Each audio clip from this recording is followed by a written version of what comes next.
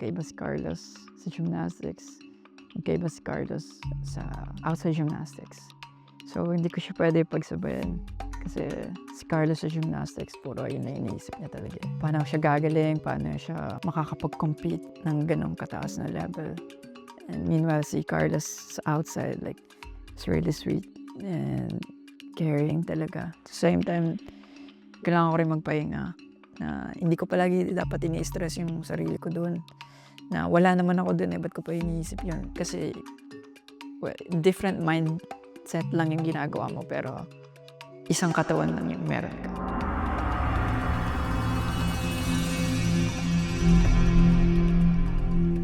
Kaloy, kumusta? Okay naman po. Okay naman. Yeah, galing lang po sa, trip from Korea. Masaya naman dun. Super saya. Ba't mo pinili ang Korea para magbakasyon? Um, well, actually si Chloe talaga, she wanted to learn Korean language po. So, nagpunta po talaga kami dun for her. Kasi nag-university siya for a month po sa Korea University po. And sinabay na din po namin yung holidays. And yeah, Korea kasi, well, tumira po ako sa Japan. And I feel like sa Japan, bawal kasi maingay. And yung culture is really silent. And you have to be parang proper palagi. So sa Korea ko po natagpuan po na like masaya siya, lively, pwede kang magingay. Late nagsasara yung mga shops and yung mga restaurants po and cafes. May nagsabi sa'kin dati na parang yung mga taga-Korea, parang silang Pinoy. Ma-agree ka ba diyan? Hmm, puwede po kasi like kahit yung sa daan po makakasalubong mo sila, ano sila, eh, like parang tayo 'pag nag-uusap po like ang ingay-ingay and medyo parang pasigaw po talaga yung, dating 'pag, naririnig ko sila po. Super lively po. May kuwento ako para sa'yo. Kasi alam mo, Kaloy, isa din akong athlete dati. Nung nagte-train ako dati, figure skater ako. Tapos nung nag-train ako maging figure skater, lumipad ako sa Moscow, para mag-train. So, medyo mahaba yung kuwento, pero yung trainer ko isa siyang, world champion dati sa Russia. Pangalan niya Maria Butriskaya. So, isang summer ako sa Moscow and sa sobrang blessed ng buhay ko at yung suporta ng nanay ko, parang napadpad lang ako doon. So, na-mention mo na, nag-train ka sa Japan, 'di ba 7 years ka dun? Yes po, Oo. yes po, 7 years po. So, ako, isang summer lang, I think 4 months lang. So, ano para sa'yo ang pinag-iba ng training mindset ng mga Japanese versus ng mga Pinoy? Uy, can't even compare po. Um, Work ethic, like every detail sa Japan, kahit yung oras, mahalaga po, eh, like on time. Kung hindi on time, 30 minutes to 1 hour early sila sa, um, sa gym and sa food also.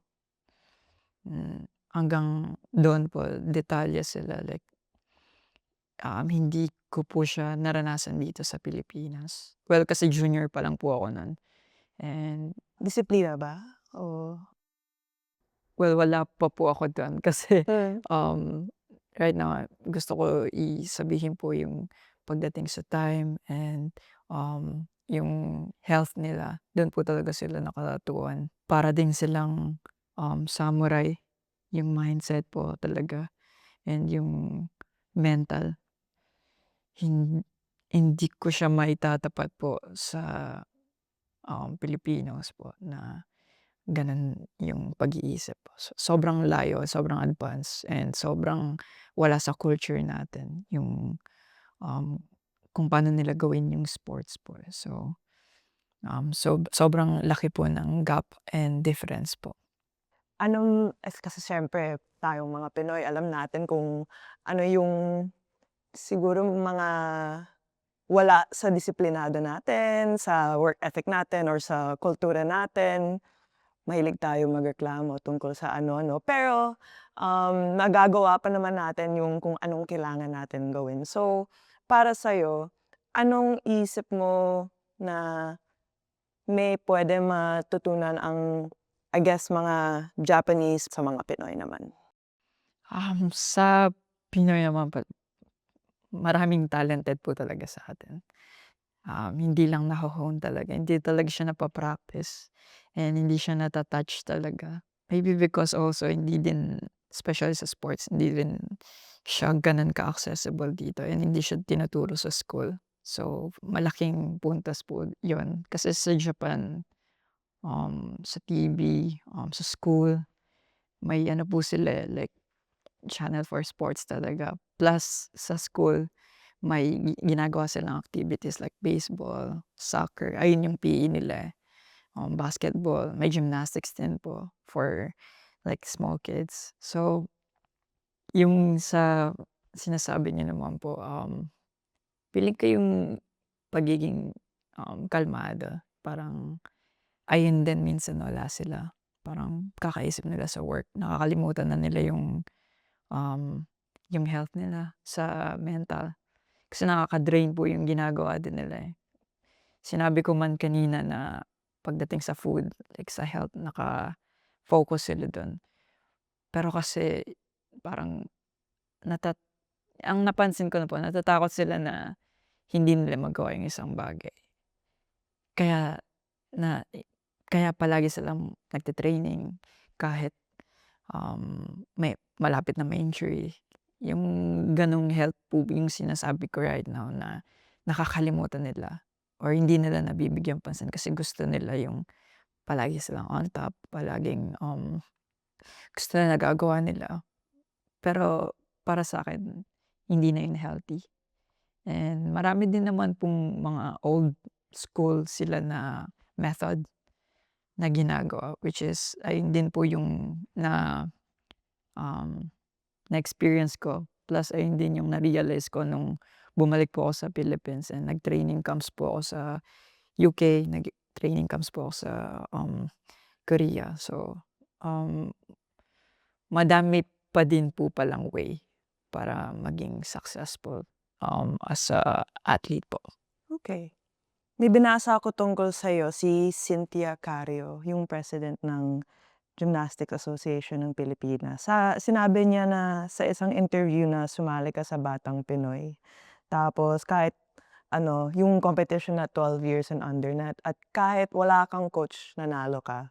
At yung lolo mo dinala ka na parang tumatumbling ka daw sa playground tapos yun, dinala ka sa ano, sa Gymnastics Association para mag-train.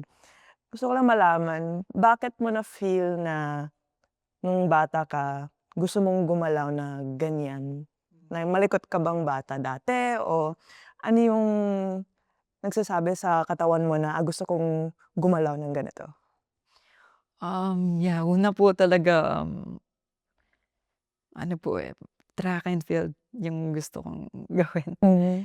Kasi ano, eh, uso dati yung pabilisang tumakbo.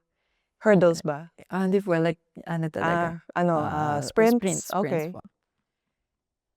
Pero nung nalaman ko pong, may break dancing yung nakakapanood po ako sa TV, dun po ako na-inspire na, gusto ko din matuto ng mga gano'ng moves and gusto ko matuto talaga tumbling. Pero hindi pa siya concrete sa'kin na seryoso ko siyang gagawin. Gusto ko lang matutunan yung tumblings, yung stunts. Kasi parang nung bata ako ang cool para sa'kin nung magawa ko yun, eh. Pero nung 12 years old po ako, nakapanood po ako ng London Olympics kasi nanonood po yung mga teammates ko, eh, na senior and mga coaches nanonood sila. So, nung nakita ko, dun po ako na-inspire na gusto ko rin mapunta sa gano'ng stage. Gusto ko din, maramdaman yung mag-compete sa ibang bansa, yung, maka-compete ng mga magagaling and, someday siguro, gusto ko rin magka-gold medal po. Kaya, dun po ako nag-start talaga nung 12 years old, dun ko nalaman sa sarili ko alam ko sa sarili ko na gusto ko i-pursue talaga yung gymnastics po. Sino yung pinanood mo nung 2012 London Olympics na na-inspire? Japanese gymnast po siya, si Kohei Uchimura. Siya po yung ang daming magaling po, like sobrang daming magaling, pero siya po yung pinaka-artistic gumalaw sa lahat po ng gymnast. And paano po ba, mahirap yung ginagawa niya, pero sobrang dali lang, niyang panoorin or tignan. And yung meaning po nun kasi sa'min po, kapag sobrang hirap ng skill and sobrang dali mo siya napapanood, kumbaga parang yung level niya master na, sa'min po, So, kahit ako gawin ko yung gagawin niya, hindi ko kayang tapatan ng quality yung kung ano yung ginagawa niya po, So, para sa'kin dun ako na-inspire po na, yung gymnastic artistry po talaga siya and art talaga. Kasi 'pag nung napanood ko yung routine mo nung, 2024, may magaan ang galaw mo. So, gaano ka-intentional yun at kailan mo nalaman na, parang dapat ito ang gagawin ko para ganito gumalaw, na parang gaano katagal bago mo na-gets kung paano gawin yun? Um, Nung nagko-compete na po ako, dun ko din kasi palagi ko pong, kinukumpara yung sarili ko dun sa napanood ko po, kay Kohei. Hindi naman po yung kumpara na in a negative way, like, matatapatan ko ba kung gaano kaganda yung ginawa niya, yung gano'n po. Para hindi ako, um, nahuhuli po. Kasi medyo late na rin po yung 12 years old ka mag-start ng all around po, Actually 13 ako nag-start po, While yung mga, competitors ko parang 8 nag-i-start na sila, na super aga. Sa'kin yung naging edge ko po kasi yung sobrang linis na execution, And ayun din po yung naging way ko talaga para ma-express din yung, sarili ko, naiisip ko 'pag ginagawa ko yung gymnastics, 'pag nagro-routine ako. Kaya siguro sa ibang tao, like mukhang maganda siya panoorin. Nagtatanong din po ako sa mga coaches, sa mga judges kung kamusta yung, execution ko. So dun ko po nate-test kung okey ba yung routine ko, okey ba yung, um, um, ginawa ko. So, af sa mga gano'ng events po, kapag nagte-training ako, dun ko po siya ini-input, palagi na palaging mauuna yung quality before yung, mahihirap na, skills po or mahihirap na stunts po. Okay. May pagka-artistic quality ba siya, Yes po. gano'n? Okey, ganda nun. Um, sa kaka-compete mo, ano yung natutunan mo tungkol sa Pinoy Pride bilang isang athlete na Pinoy? May difference ka ba na napansin tungkol sa mga suporta ng tao o gano'n? Ano ang natutunan mo tungkol sa Pinoy Pride bilang isang Pinoy athlete? Um, nags Nag-start po yun nung siguro mga SEA Games po. Kasi nung juniors po ako or kaka-18 ko lang, di naman din po gano'n ka-hype yung gymnastics po, and nag-start siya nung nanalo po ako nung, World Championships 2019. Well, may mga before competition pa po ako dun, like yung really nakakaalam lang po ng gymnastics. Sila talaga yung nagsu-support po. Pero nung nanalo din ako ng 2019 SEA Games, mas naging, grabe po yung mga suporta ng tao. Mas, um, nakita ko na, um, bukod sa kaya natin mag-excel sa gymnastics, kaya din natin mag-support pa ng, ibang mga sports katulad niyan gymnastics, 'di naman po siya kilala, like yung other than, kung ano yung sikat ngayon na sports, like kaya din natin tanggapin yung katulad po niyan gymnastics, na maging open tayo na kaya natin talaga makipagsabayan international po. May mga ibang sports ka ba na pinapanood sa Olympics or sa mga ibang competitions na feel mo parang ikaw bilang isang Pinoy athlete na gusto mong suporta na hindi gymnastics? Nakapanood po akong swimming. Mm. Um, Hindi pa ako nakapanood ng basketball pero gustong-gusto kong manood talaga. 'Di lang talaga I mean nung gusto ko po kasi in person, eh. I mean sa TV kasi hindi ko maramdaman yung spirit po nila, eh. So, um, like after nung nanood ako ng, um, Paralympian po, like grabe sobrang para silang mga prototype parang robot sa paningin ko kasi walang kamay, ta's walang paa, pero yung will and yung mindset po nila like parang ano, eh, tinusok ko yung kaluluwa ko na gagalingan ko rin na kung gano'n yung performance nila ng hindi sila kumpleto, ano pa tayong mga, may privilege na mas gawin pa yun ng high intensity. So, yeah, swimming, track and field nakapanood po ako and javelin. Yes, sobrang na-inspire po nila ako. Oo. May would you say na may basketball mindset ka na 'pag 'pag nagko-compete-an nagtu-turn ka? Hmm. Para sa'kin po kasi, si Kobe Bryant, um, yes, rest in peace po. Bukod sa grabe yung, athleticism niya as basketball player, na-admire ko din po yung mindset niya, which is yung Black Mamba.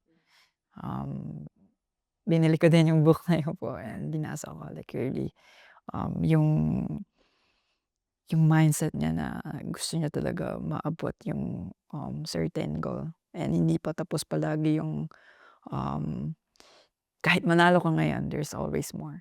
Gaya nung sinabi niya po, like tumagos din sa'kin yun na hindi pa 'to yun, meron pa, outside gymnastics, meron din and inside gymnastics kung feeling mo naabot mo na, hindi pa, like palaging meron kang matututunan and, para sa'kin yung, um, pinapahalagahan ko po kasi yung process, eh, more than, the result, eh. Kapag maganda po yung, process mo, automatic po yung result and kung hindi like, um, go back ka sa kung ano yung ginawa mo, tingnan kung ano yung errors and tsaka ko siya, inaayos po ulit.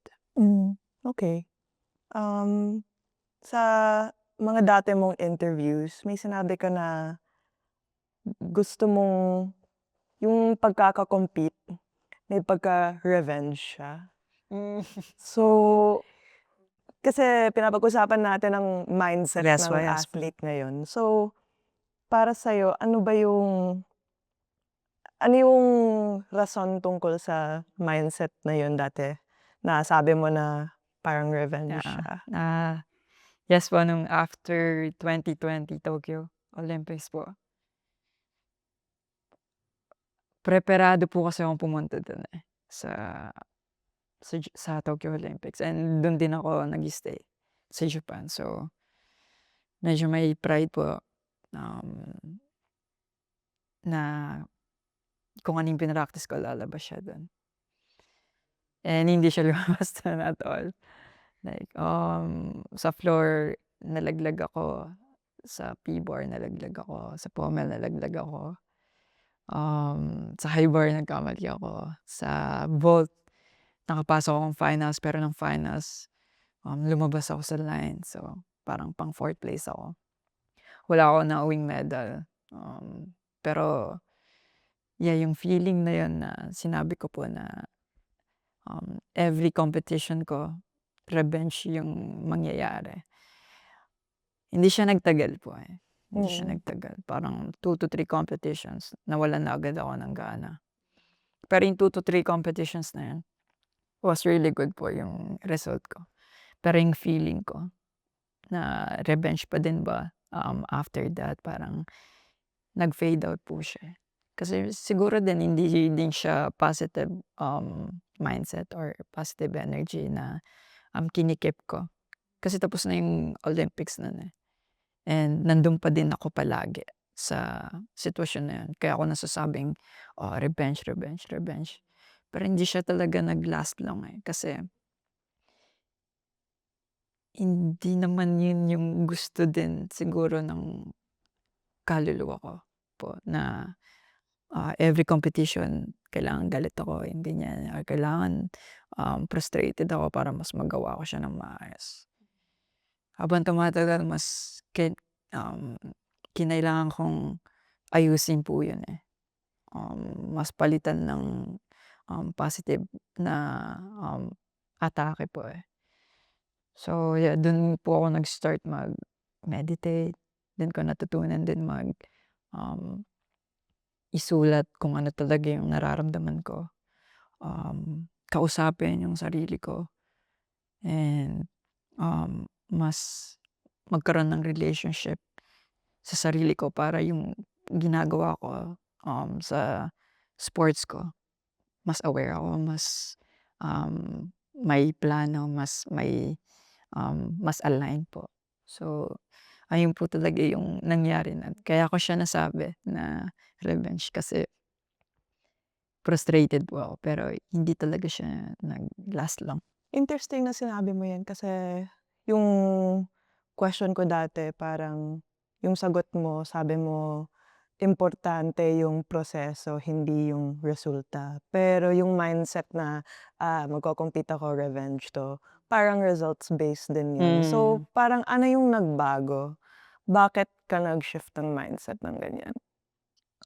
Sa training po talaga siya ano, eh, na-build, eh. Sa training din po siya na-realize. Kasi 'pag nagte-training ako frustrated po ako, eh. Like pupunta pa lang ako ayoko na. Parang nai-start ko na po questionin ba't gano'n. Gusto ko naman mag-gymnastic pero ba't gano'n yung naiisip ko, ba't gano'n yung feelings na lumalabas po sa'kin. So, yeah, I started, parang reading books kahit 'di naman talaga ako nagre-read. Nag-start po ako kay, Jay Shetty, Think Like a Monk. Okay. And then dun ko natutunan mag-meditate po. And then habang nagme-meditate kinakausap ko yung sarili ko parang anong attitude yung gusto mong ipakita today sa sa gymnastics. As in para mapa-better yung gymnastics ko po like ginawa ko yung mga gano'ng things po. And walang regrets po kasi like really mas nakilala ko yung sarili ko, mas alam ko yung, weaknesses ko and, tanggap ko siya. Hindi siya kahinaan like, if you manage them parang puwede mo pa siya maging weapon, eh. So, naiba din yung mood ko sa trainings, sa sa struggle, naiba na rin yung kung paano ko siya, ah, i-handle. Mas natutunan kong mahalin din yung sarili ko po sa moments na nahihirapan ako. Okay. So, nung 2020 Tokyo 'di ba na-frustrate ka ng konti tapos nagbago yung mindset mo in terms of training, I guess self-love in a way. Then come fast forward, 2024 Olympics men's, all-around final. Medyo nahirapan ka sa pommel horse routine mo. So, anong dumaan sa isip mo noon, now na may bago kang, I guess, infrastructure para sa sarili mo? Ano yung kung sa 2020 Tokyo na-frustrate ka, anong dumaan sa isip mo sa 2024 Paris Olympics? Nung Paris ano na po ako, eh, different, um, parang different person na yung naglalaro po na Carlos po, eh. Hindi more matured, parang mas kaya niya ng i-handle yung sarili niya. That time kasi emotions ko hindi ko din ma makontrol po, eh. Like 'Pag ayoko na, parang gano'n po. Hindi ko na siya like, um, te-testingin kung kaya ko ba talaga siya o, um, baka tinatamad lang ako. Nung time na, Olympics po na yun sa Paris, ang dami ko na din po kasing napagdaanan po, and ang dami ko na rin natutunan sa sarili ko. And yung pag-uwi ko po sa Pinas, which is 2023 before mag-Olympics po.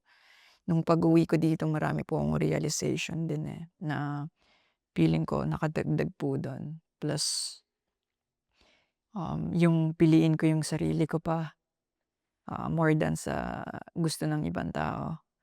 Nakadagdag puntos din po yun kung papaano ko, nagawa yung, performance ko nung Olympics, sa Paris. So, yung binigay sa'kin na, um, struggles ni Lord that time, hindi ko siya maintindihan pa that time, Pero nung 2024 nung nakuha ko na yung, um, ultimate dream ko po, dun siya talaga sink in sa'kin na, kaya niya talaga pala ginawa yun para, pagdating ng, panahon na ibigay niya na sa'kin yung, pinagpe-pray kong matagal na, ready na ako. Like, hindi lang, mental, hindi lang physical, pati spiritual na, binigay niya talaga sa'kin yun dahil hiniling ko yun, pinaghirapan ko, and, pinalibutan niya po ako as palagi kong pray sa sarili ko. Every time na, hihingi po ako ng guidance sa kanya, palibutan niya ako ng mga mabubuting tao na makakatulong sa'kin para maabot yung dream na yun.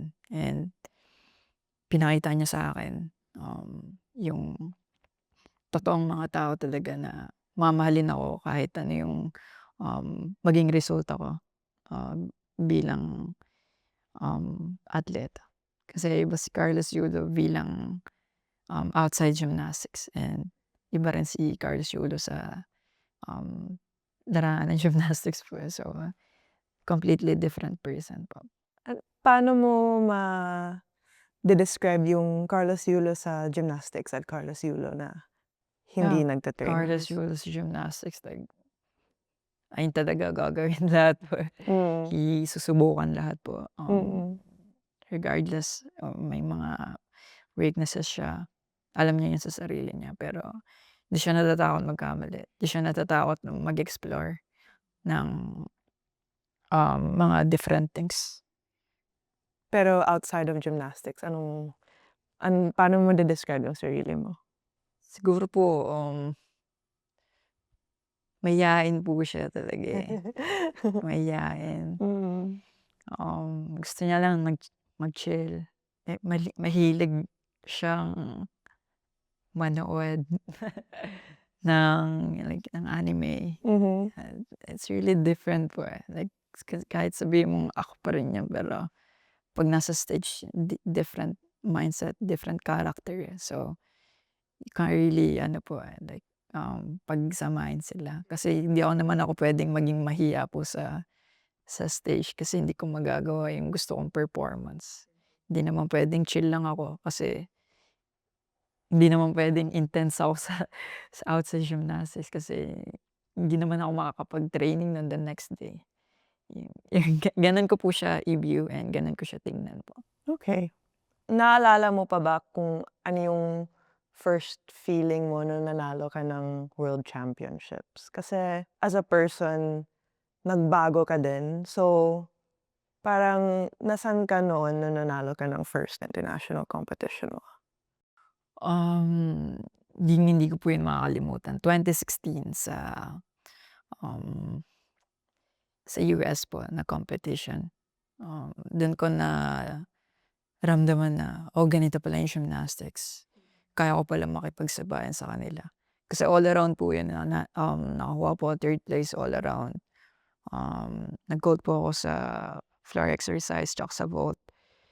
Silver sa rings tsaka silver sa parallel bars. Junior po ako that time. And yung preparation po kasi namin, dito lahat ginanap sa Pilipinas. And wala akong knowledge about, yung other culture po ng sports, kung paano yung sports sa kanila, paano sports sa Japan. So, parang dun ko po, dun ko na-realize talaga na kaya kong makipagsabayan. Kahit ganito yung equipment sa Pinas, kahit ganito yung, surrounding sa Pilipinas. Dun ko siya talaga na sabi sa sarili ko, isa na akong ganap na gymnast po. And ayun yung isa sa mga pinaka-memorable po para sa akin kasi ayun yung another turning point po sa sarili ko na nagseryoso po ako sa goal ko and mas pinursue ko na makapunta po ng Olympics. 3 years din yung kung sinabi mo na 2013 ka talaga nag-train tapos 2016 ka nanalo ng first world championships mo. Feel mo ba na yung 3 years na yun sobrang kinompress versus yung regular athlete sa gymnastics na baka would have Yes. longer Yes period? po. Oo. Ano, Naramdaman mo ba yun nung yes nagte-train po. ka? Yes po. Okay. Small amount of time po, Plus overtime, nag-o-overtime ako para lang makahabol po, Like school sa umaga ta's 4 start kami ng training, natatapos ako minsan 12 AM, makakauwi na ako 1, ta's pasok ulit, ta's gano'n na naman po ulit. As in hinabol po talaga namin siya para makapag all around po ako, So may sinabi ka dati na hindi lang financial support ang kailangan para sa mga Pinoy athletes bilang sa equipment or sa mental health. Ano ang or meron ka bang sariling struggle na ayaw mo ma-experience na mga ibang athletes kaya mo sinabi yun? 'Pag sinabi mo kasing suporta, hindi lang siya basta money,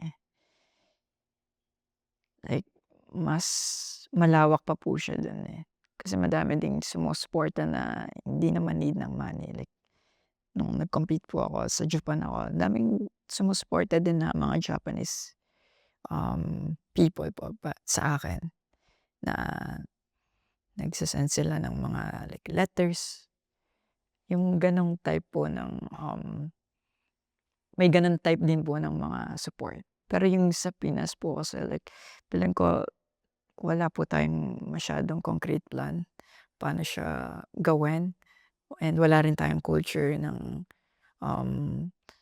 pagdating sa sports. Ang pinaka-advice ko like go out talaga, like mag-out of the country ka, tingnan mo kung paano sila gumalaw, paano sila mag-training, paano sila, after mag-training, paano sila kumain, bago mag-start yung training, after matapos, yung lifestyle na meron sila. Kailangan yun malaman ng mga Pilipino po. Like paano po ba send sila sa Japan or kahit saan yung pinakamagagaling po, like makita po nila kung paano yung mga atleta gumalaw dun, kung paano yung system nila. Ayun po yung wala tayo sa Pilipinas, yung system na paano mag-produce po ng magagaling na atleta. Yung talagang makakasabay international, hindi lang basta support financially, hindi lang support sa food, sa mental, hindi lang support na, paglalaruin ko siya, ng competition, hindi lang po 'yun. Kasi yung mga 'yun, um, necessary po 'yun, necessity po 'yun na ano po siya, non-negotiable. Kailangan siya talaga ibigay, gawin to be able na makapag-produce ka ng, healthy tsaka malakas na atleta. Pero habang ginagawa mo 'yun, anong plan mo, anong system na meron ka para makakuha ng ganitong resulta? Ibang, usapin pa po 'yun, yung gano'n. So, sa'kin like ang pinaka-ano ko po like, struggle ko kasi that time, um, ayun po, yung nakita ko nung nagpunta ako ng Japan, nakita ko yung mga bagay na 'yun na, "Oh, walang ganito sa Pinas. Siguro kung merong ganito sa Pinas feeling ko ganito din, kaya din natin." Pero paano siya isisimulan kung, um walang nag-i-initiate, walang pumupunta talaga like to learn kung paano yung culture nila sa sports na yun. Yeah, hindi pa tayo nag-e-explore ng mga gano'ng, paano po ba, mga bagay na dapat ginagawa na ngayon kasi it really takes time na makapag-build ka ng, mga athletes po, eh. Trial and error din yun, eh, Yes po. kasi kailangan mo din malaman kung ano ang gumagana para sa mga Yes po. athletes.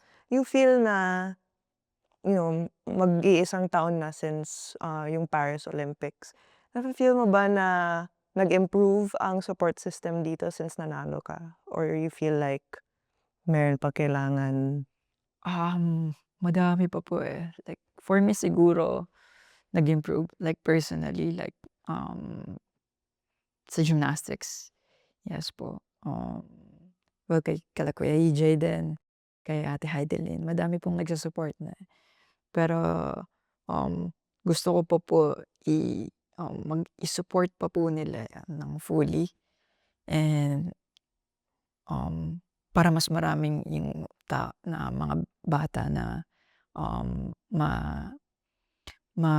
maengganyo mapunta sa sports po and ilagay po talaga sa system sa school talaga para kasi dun po yung nagsisimula din, eh, yung malaman mo habang bata ka, ma-expose yung bata na may mga ganito palang, sports. Hindi lang yung kung ano yung napapanood nila, like really mismo sila nila sa mismo na sa school, PE nila, PE class nila, maramdaman nila kung gusto ba nila yun o, um, magkaroon lang sila ng knowledge about that. Dun pa lang parang malaking impact na po yun para sa'kin po, Oo, na puwedeng mag-change po ng, mindset or, yung thinking po ng bata. nage-gets ko yun kasi nung nagfi-figure skate ako, nag-start ako kasi pumunta lang akong SM. Nag-try lang ako ng skates, tapos bigla yung nanay ko, "Hoy, mag-train ka." Bigla ilang years na, nag 8 years ako nag-figure skating and lahat ng effort na yun galing yan talaga sa magulang ko na sobrang sobrang blessed ako na nangyari yun. Eh, yung mga iba na may talent din, 'di lang nila ma-afford kasi gusto nila Yes po, pero yes po. walang infrastructure para sa suporta na yun. So, madami pang I feel like ibang sports na feel like gymnastics may association pa nga pero may mga example yung climbing na kakapasok lang ng Olympics. I think yung mga kakilala ko pupunta lang silang climbing gym tapos dun nila malalaman na, kaya pala 'to pero yun pala mahirap mag-climb outdoors kasi sinong pupuntahan ko para gawin yun, 'di ba? So, na-relate ako diyan. Yes po. Um, I guess nung natapos na yung 2024, Paris Olympics, bigla ang daming media coverage tungkol sa personal life mo. Na-expect mo ba yung success mo may sasama din na parang personal sacrifice na yun? Kasi siyempre yung mindset mo papasok ng gymnastics, manalo tayo. Tapos bigla nagka-gold ka, bigla tinitingnan ka ng buong mundo, including ng personal life mo. So, paano mo yun na paano mo yun na-navigate at paano mo yun natupad? Yes po, going back nung 2023 talaga, yeah, it was difficult na decision for me to go back here. Mas pinili ko yung sarili ko and yung mental state ko. Kasi at that time, 'di na din ako nakakapag-training ng maayos sa Japan and, nag-end din yung like yung contract ko with them. But it was really tough decision for me to if I will stay or, um, magpunta ako sa Pilipinas. Kasi sa Pinas wala naman pong facilities na maganda Oo. katulad sa Japan. And ayun po yung, naging challenges ko and ayun din yung mga hindi ko malilimutan na experience kasi dun po ako nag-grow talaga. Mas natutunan kong, um, i-handle yung sarili ko and mas maging creative sa ginagawa ko sa gymnastics. Talaga mas nakilala ko talaga po yung kung ano ako, kung ano yung kakayanan ko.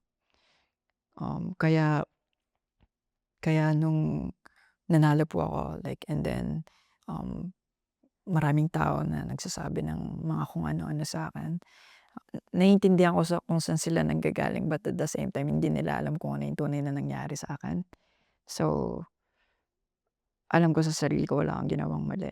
Pinili ko yung sarili ko, walang mali dun and wala akong inapakang tao, wala akong inagrabyado po. Like, kung alam lang nila yung totoong nangyari, baka, maintindihan nila kung ba't ganun din yung naging reaksyon ko. But at the same time kahit hindi na nila maintindihan, it's really alright. Alam yun ng Diyos, pinagdasal ko yun and alam niya kung ano yung nasa puso ko. So, every time na may magbabanggit po ng negative about sa personal life ko, like hindi po ako nasasaktan or natatamaan or na-offend. Hindi ho, eh, kasi unang-una hindi mo kilala, hindi mo alam kung ano yung pinagdaanan ko, hindi mo alam kung ano yung, um, hirap na dinanas ko para lang mapunta ako sa ganitong, sitwasyon. And ako alam ko yung lahat at mas mahal ko yung sarili ko kaysa sa kung ano yung sinasabi mo. So, para sa'kin hindi siya nag-matter talaga and I know God is with me all the time. Kaya hindi po ako nag-worry at all. Nung bumalik ka dito ng 2023, na-feel mo ba na medyo natatakot ka bumalik? Kasi even though na hindi mo na yung training mo sa Japan parang medyo nag-iba na para Um, sa'yo, natakot ka ba na bumalik dito at isipin mo na parang, "Ay, parang dapat pala nag-stay na lang ako dun," or ano yung dumaan sa isip mo nung bumalik ka? Naguguluhan kung ano yung gusto kong gawin. Kasi at the same time, sinisigaw na po ng loob ko po ba, ng damdamin ko na, "'Di, uwi ka na. Baka mas marami kang matututunan kapag ito yung pinili mo."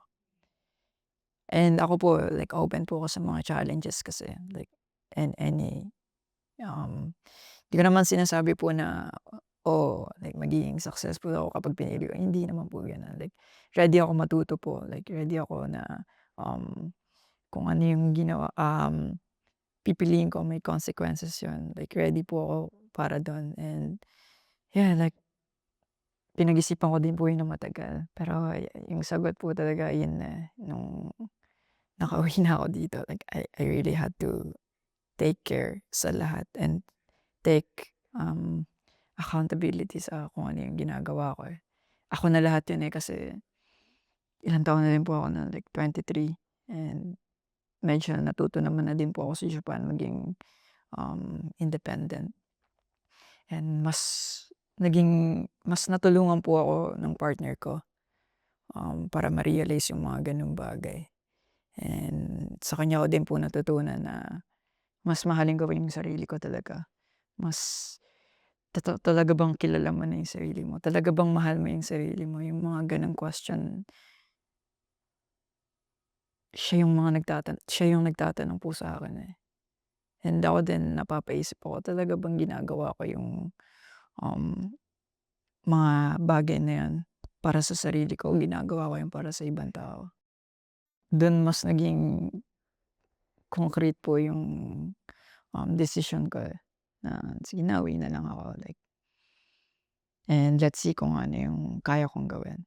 So yung, process po na yun, talagang nag-build po sa'kin, um, um, leading sa Olympics.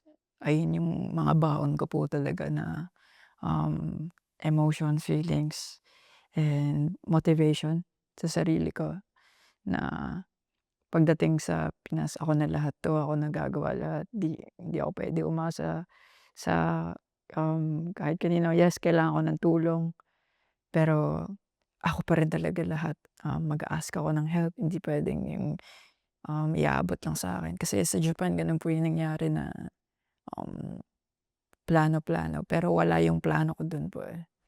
So, parang naging one-sided siya, so nung nandito na sa Pinas ako talaga yung, gumawa, everything.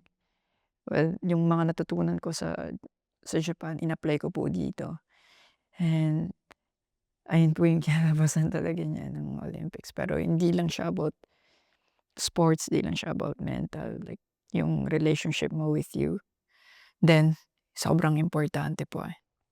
Na-mention mo si Chloe, yung partner mo. Kasi nung lumalaki sa sa sports, laging sinasabi ng magulang ko, "Hey, wag kang mag-boyfriend. Uy, wag kang mag-ganyan, wala kang relasyon. Dapat mag-focus ka sa studies, mag-focus ka sa sports." So, I guess si Chloe isang malaking part ng buhay mo, how the public sees you also. Parang tandem nut kayo, eh. So, isa siyang malaking support para sa'yo. I guess parang natuto ka sa kanya tungkol sa self-love and um, parang 'pag hinahanap mo yung sarili mo kung ito ba ang gusto mong gawin. Um, I guess as an athlete, paano mo nababalanse ang ganiyang, um, not naman demands, pero yun nga, yung perception na dapat mag-focus ka dito, pero meron kang mga ibang bagay sa buhay mo na kailangan din ng attention bilang isang athlete na 25 years old? 25 po, yes po. Paano mo yun nababalanse? Yes po, nabanggit ko po kanina, like magkaiba si Carlos sa gymnastics, magkaiba si Carlos sa outside gymnastics. So, hindi ko siya puwede pagsabayan kasi si Carlos sa gymnastics puro yun na iniisip niya talaga, eh. Paano paano paano siya gagaling, paano siya makakapag-compete ng gano'ng kataas na level. And meanwhile si Carlos sa outside like is really sweet and caring talaga.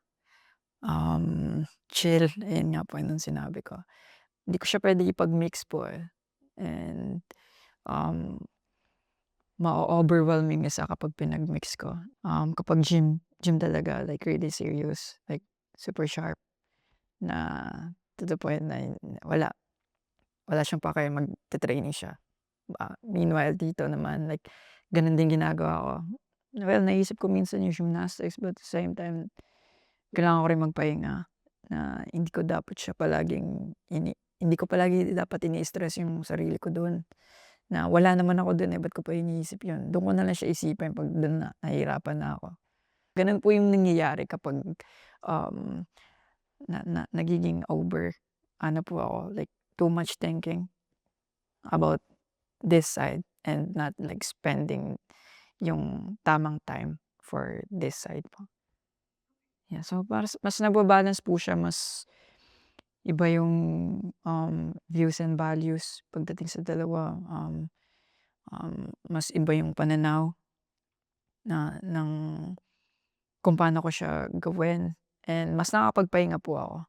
Kasi different mindset lang yung ginagawa mo pero isang katawan lang yung meron ka. So, you really have to, take care sa, ginagawa mo and energy na ibinibigay mo um, sa moment na yun. Nalilito siguro po para sa akin yung ibang athletes na, "Hindi kailangan ganito, ganyan, eto lang isipin mo, eto lang, eto wag kang mag-girlfriend, wag kang mag-ganito, wag kang mag-ganyan." No, you just separate it. You can do it, like pero nasa tao yan kung kaya mo bang gawin yung, gano'n ka-energetic na ano, kasi madami kang kailangang ibigay na energy po, eh, and, attention. Both kailangan ng attention, eh, hindi puwedeng sa isang bagay ka lang, eh. Eh, di sana hindi ka na pumasok sa relationship kung, full attention mo nasa ano ka lang, kasi may nag-aantay din po after nun, eh, and vice versa po. So, para sa'kin like doable siya Hindi siya crazy thing na, naiisip ng other athletes siguro. Kasi um, dami kong natutunan sa partner ko, kay Chloe po, na hindi ko matututunan sa gymnastics. Na na-apply ko sa gymnastics, yung mga naturo niya po sa akin. So, I guess like you really have to find your, people talaga and yung totoong makakatulong sa'yo. So, yun lang po, like communication din pagdating po sa mga gano'ng, bagay na ako kasi pinaalam ko po sa kanya kung ano talaga yung gusto ko po, eh, and sinupport niya ako dun. And I feel like, um, yung lakas din minsan 'pag walang-wala na ako, yung suporta na nabibigay niya yung nagiging gasolina ko sa mga moment na yun, eh. So yeah, feeling ko para sa'kin hindi siya komplikado kung papaano mo lang siya i-view, kung paano mo lang din siya gagawin. Ganda nun. Um, Nasabi mo dati na yung goal mo na magkaroon ng peace of mind sa labas ng gymnastics. Para sa'yo ba, ano yung peace of mind? Yeah, I can really say I'm peaceful po and, um, So, nung sinabi mo yun, wala ka bang peace of mind, you think?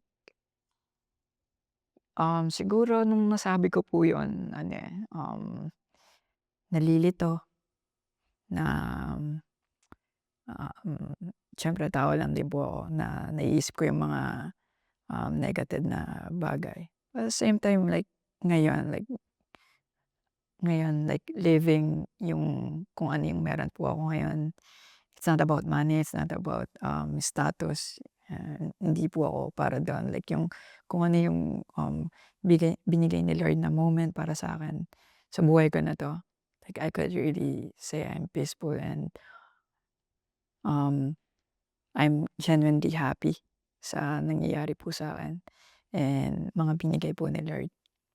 Um, Mas concrete po ako ngayon na masasabi kong peaceful ako kasi napagdaanan ko po yun and right now I'm safe. I'm with the right people po and truly na minamahal nila ako. Kahit anong maging resulta ko sa mga competition, kahit anong maging resulta ko sa training, nandiyan sila para suportahan ako. Kaya ko nasabi yun siguro naguguluhan ako at that time na sa moment na yun siguro nahihirapan ako. Pero ngayon po like nung af after na or ngayon na nili-live ko kung ano yung, binigay sa'kin ni Lord. I'm peaceful po, eh, like Ganda. I'm happy. Okay.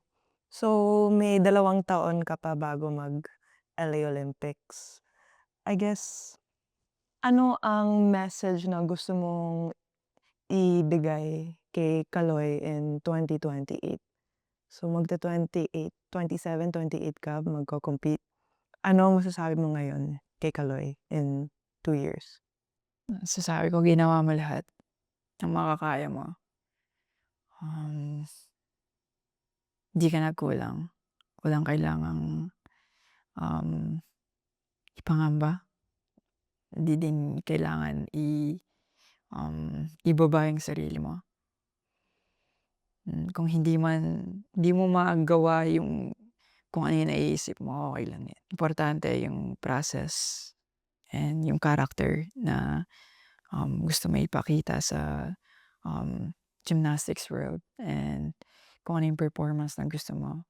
Um, Thank you dahil ayun yung mina-aim mo, hindi talaga yung, um, resulta. Well, gusto mong manalo, totoo naman po yan. Hindi naman po ako sasali dito wala lang. Pero yeah, kung ano yung ibigay ni Lord para at that time, um, pasalamat tayo. Pasalamat ka nakarating ka dun, nakapag-Olympics ka ulit. Dami ka na-meet na people na makakatulong sa'yo sa paggaling mo sa gymnastics. And yeah, it's still a dream na makakuha ng gold medal. And yeah, thank you sa hard work and patience and passion na binibigay mo sa sports na 'to.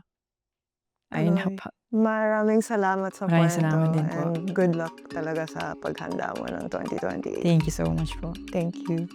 Thank you po.